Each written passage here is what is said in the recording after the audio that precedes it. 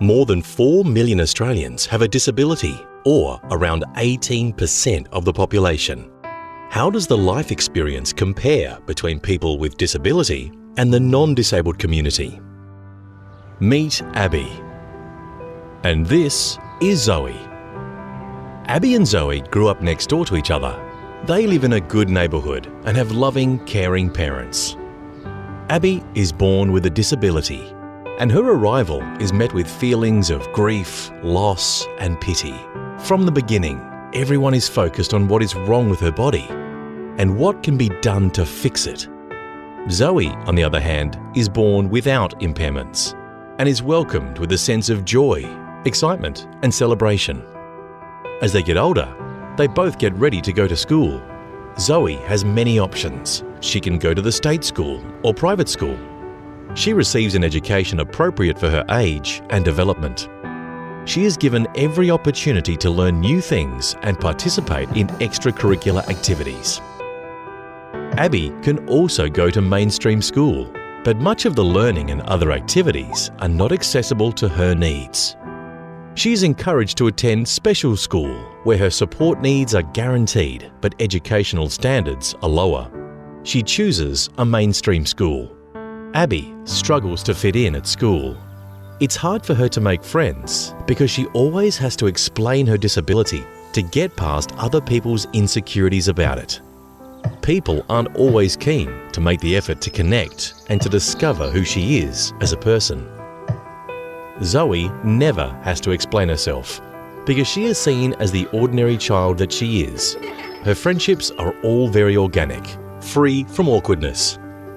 Right through Abby's education, she hits barrier after barrier, which are mostly caused by low expectations from the teachers and students around her, and the lack of knowledge of how to make things accessible for her.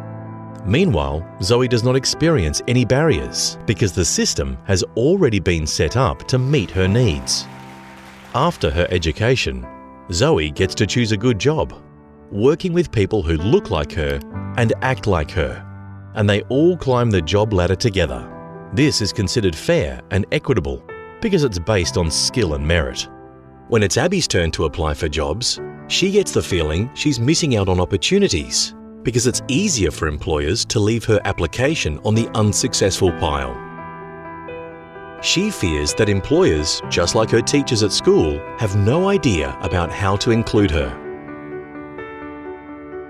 Abby finally gains an entry-level position that she is overqualified for. She has aspirations to move into executive levels in her industry, but her employer is reluctant to promote her because they assume her skills and abilities in the workplace are not up to scratch. Abby will need to work twice as hard as her colleagues to prove her worth and to assure her employer she is capable. Both Abby and Zoe meet their special life partner at work. Zoe settles down and has kids and a happy home.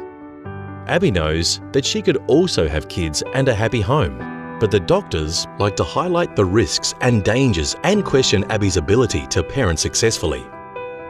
All through life, Zoe only needs to announce her intentions, and everyone will trust her judgment and encourage her to reach her goals. Abby's aspirations, however, are met with patronising concern and plenty of advice on how to adjust her goals to be more realistic. Given that all the odds are stacked against her, how does Abby find her voice and stand strong in her own very unique abilities? 41% of people with a disability aged 15 to 64 years have completed Year 12, compared with 63% of those without a disability. Almost 80% of school principals report not having enough resources to meet the needs of children with a disability.